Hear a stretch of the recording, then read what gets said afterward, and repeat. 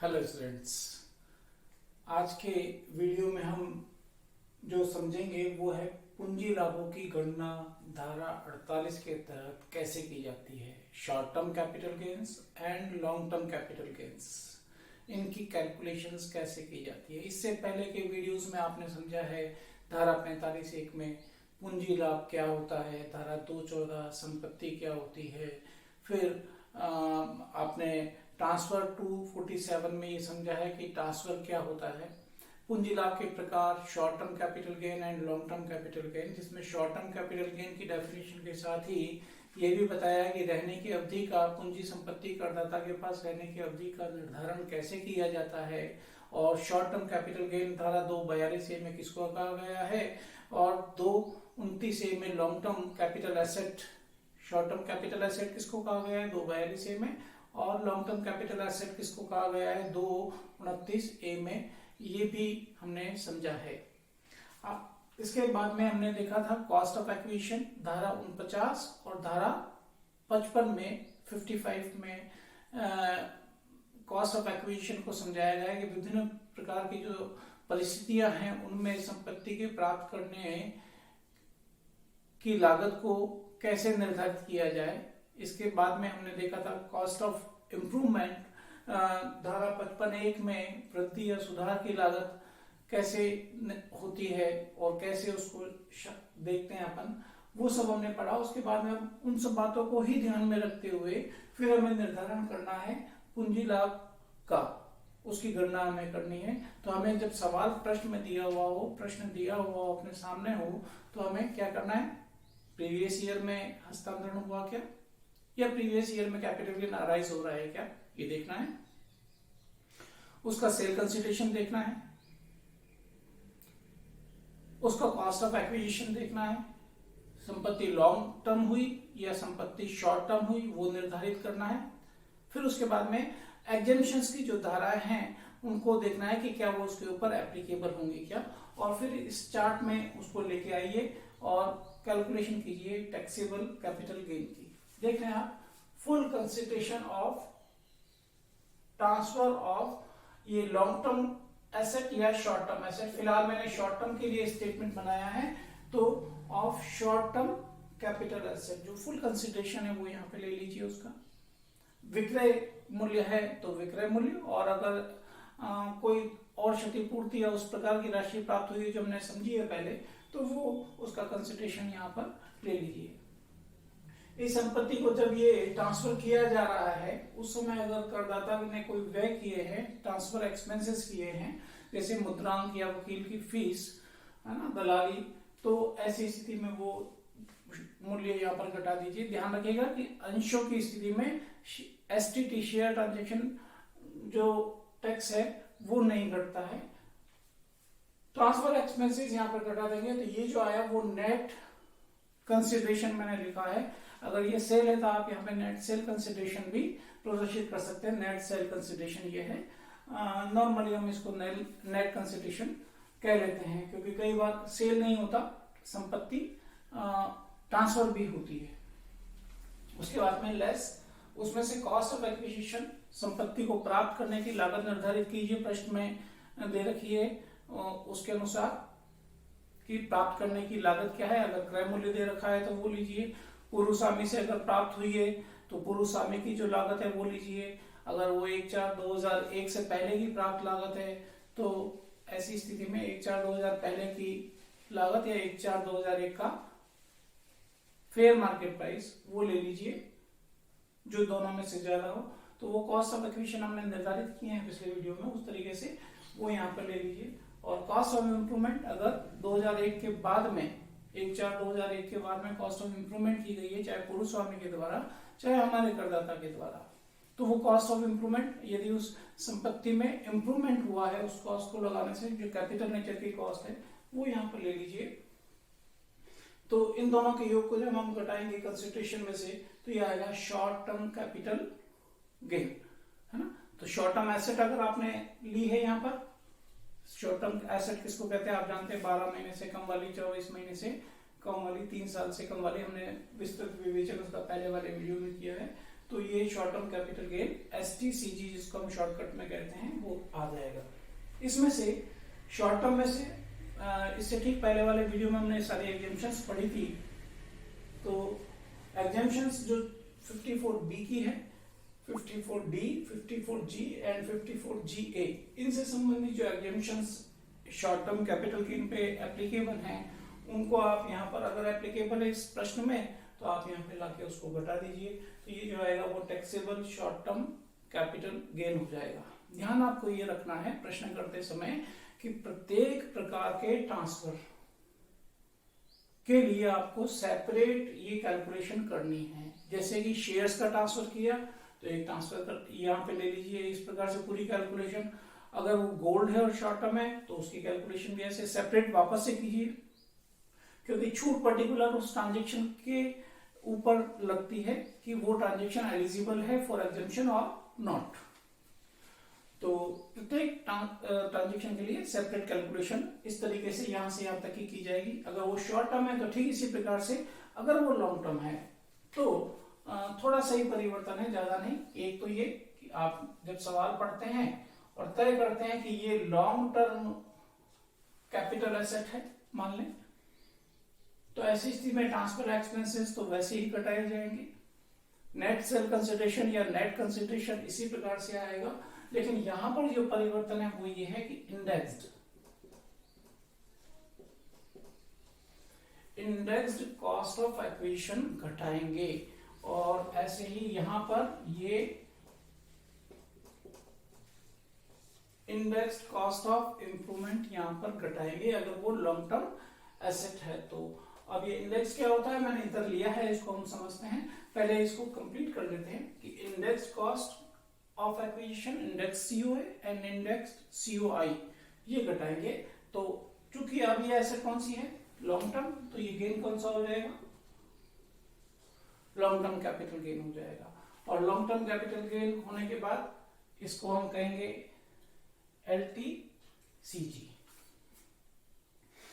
चार ये वो एग्जम्पशन है जो शॉर्ट टर्म में भी करती हैं और लॉन्ग टर्म में भी करती हैं, और उसके अलावा जो बाकी के पांचों हैं 54, 54EE, 54F, 54G, तो ये जो पांच और हैं इन पांचों एग्जम्पशन को भी आप यहां पर घटा देंगे। तो उससे जो ये जो भी एप्लीकेबल है उस प्रश्न में जो लॉन्ग टर्म के लिए हैं और शॉर्ट टर्म के लिए कुल मिला के 9 एग्जम्पशन है, तो वो सारे एग्जम्पशन अगर एप्लीकेबल है उस पर्टिकुलर ट्रांसफर के ऊपर तो उस एग्जम्पशन को यहाँ पे घटाइए जो भी एप्लीकेबल है उस एग्जम्पशन को, और वो एग्जम्पशन का वैल्यू घटाने के बाद में जो शेष राशि आएगी वो कहलाएगी taxable long term capital gain. तो इस प्रकार से लॉन्ग टर्म कैपिटल गेन की गणना की जाती है, टैक्सेबल लॉन्ग टर्म गेन की गणना की जाती है।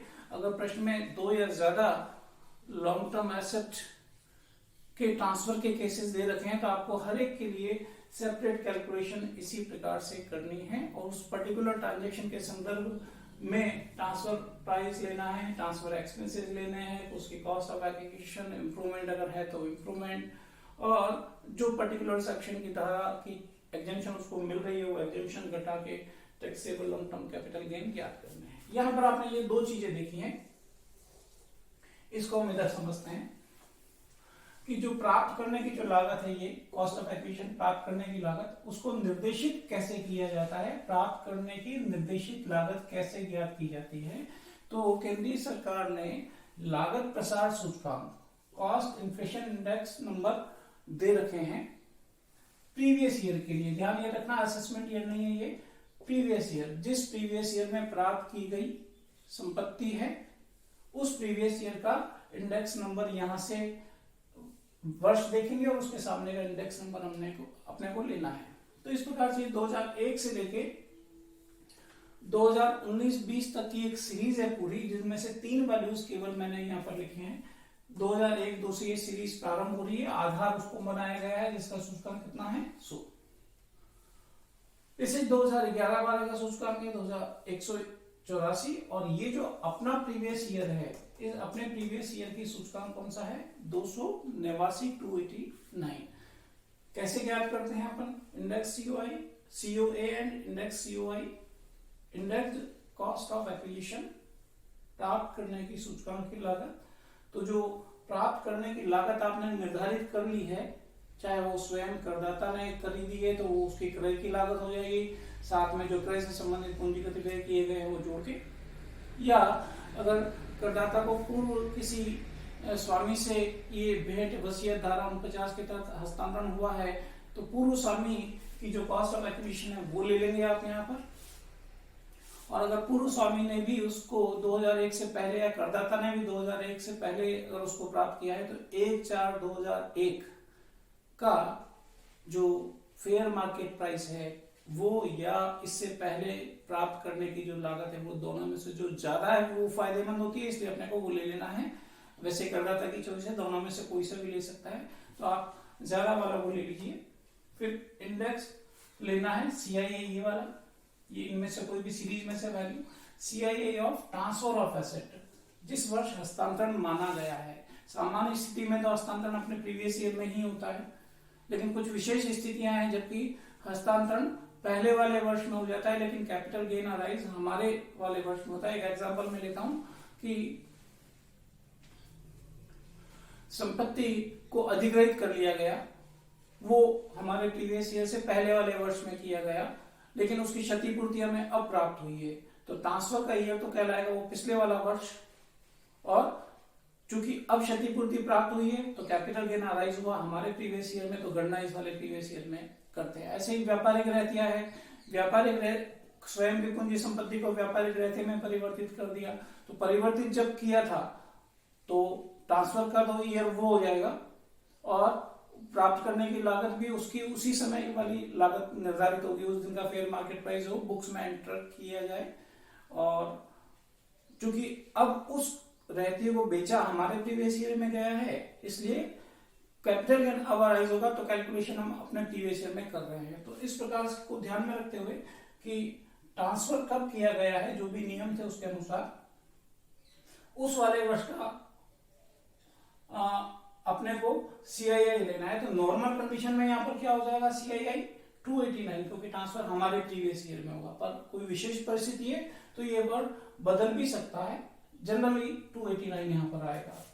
CII of year of acquisition of asset, जिस वर्ष प्राप्त की है उस वाले वर्ष का सूचकांक, तो करदाता ने प्राप्त की है तो करदाता ने प्राप्त की उस वर्ष का सूचकांक, उसके पूर्व स्वामी ने प्राप्त की है वो वाली सिचुएशन है, पूर्व स्वामी ने कब प्राप्त की उस वाले वर्ष का सूचकांक, और 1/4/2001 से पहले प्राप्त किए तो 1/4/2001 का इस वाले प्रीवियस ईयर का सूचकांक कितना है? तो 100।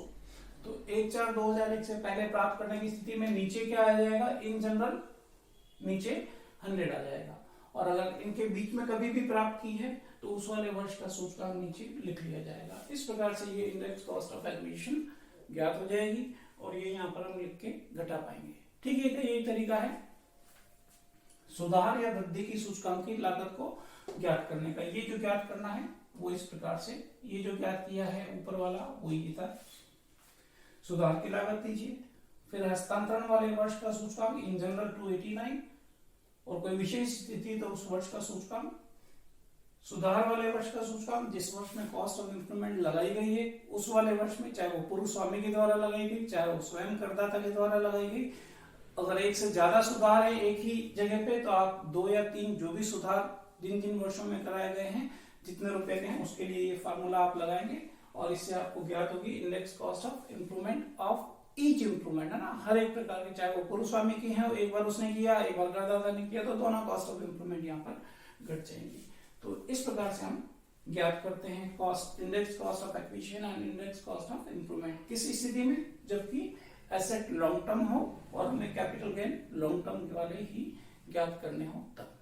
ऐसे समय में एक चीज और ध्यान रखें, जब हम लॉन्ग टर्म एसेट की बात कर रहे हैं तो एक तो हासमान संपत्ति डेप्रिशिएबल एसेट अगर है कोई तो उस पे उसकी लागत को सूचकांकित नहीं किया जाता है। एक चीज तो आप ये याद रखें ना, हासमान संपत्ति की कॉस्ट ऑफ एक्विजिशन और इंप्रूवमेंट को सूचकांकित नहीं किया जाता है। ऐसे ही अगर सरकार द्वारा जारी किए गए पूंजी निर्देशित बॉन्ड, सरकार द्वारा जारी किए गए पूंजी निर्देशित बॉन्ड और रिजर्व बैंक के द्वारा जारी किए गए सॉवरेन स्वर्ण बॉन्ड, इन दोनों को छोड़कर बाकी जो बॉन्ड्स और ऋण पत्र हैं उनके दीर्घकालीन की दशा है तो उनको सूचकांकित नहीं करते हैं, क्योंकि उनके ऊपर अब एसटीटी लगता है, तो उनको सूचकांकित नहीं करते हैं। और अगर ये दोनों प्रकार के बॉन्ड हैं, सरकार और रिजर्व बैंक द्वारा जारी किए हुए ये बॉन्ड, तो इनको आप इंडेक्स करेंगे, सूचकांकित करेंगे। ऐसे ही अनिवासी के द्वारा, तीसरी सिचुएशन है, अनिवासी के द्वारा विदेशी मुद्रा में क्रय किए गए अंश और ऋण पत्र हैं। अनिवासी मतलब non resident of India, NRI. अगर एनआरआई के द्वारा विदेशी मुद्रा में क्रय किए गए हैं अंश और ऋण पत्र, तो ऐसी स्थिति में भी हम, भले ही वो लॉन्ग टर्म एसेट हो, उसकी प्राप्ति की लागत और वृद्धि की लागत को सूचकांकित नहीं करते हैं। तो ये तीन विशेष परिस्थितियां हैं जबकि प्राप्ति की लागत को सूचकांकित नहीं किया जाता है, चाहे संपत्ति एलटी हो, लॉन्ग टर्म हो। तो इन बातों को ध्यान में रखते हुए आप taxable long term capital gain ज्ञात कर सकते हैं। ध्यान ये रखना है कि प्रत्येक प्रकार के ट्रांजैक्शन के लिए, चाहे वो शॉर्ट टर्म हो चाहे वो लॉन्ग टर्म हो, सेपरेट कैलकुलेशन, पूरी स्टेटमेंट में अलग अलग कैलकुलेशन दर्शाते हुए आप ज्ञात करेंगे हर ट्रांजैक्शन का, और फाइनली हर ट्रांजैक्शन की जो नेट रिजल्ट आया है उसको आप finally taxable income of the head करके कंप्यूट करेंगे। यहाँ पर एक बात पहले भी मैंने कही है पहले वाले वीडियो में, लॉन्ग टर्म कैपिटल लॉस अगर हो रहा है कहीं पर तो उसको केवल लॉन्ग टर्म कैपिटल गेन से ही आपस में सेट ऑफ कीजिए, और फाइनली लास्ट में आप लॉन्ग टर्म कैपिटल गेन और short term capital gain total मिला के कितना हुआ सेपरेट बताइए, और इस शीर्षक की आय बताने के लिए फिर इन दोनों को ऐड कर लीजिए। तो इस प्रकार से हम इस शीर्षक की जो टैक्सेबल इनकम है, taxable income from capital gains, वो ज्ञात कर पाएंगे। धन्यवाद।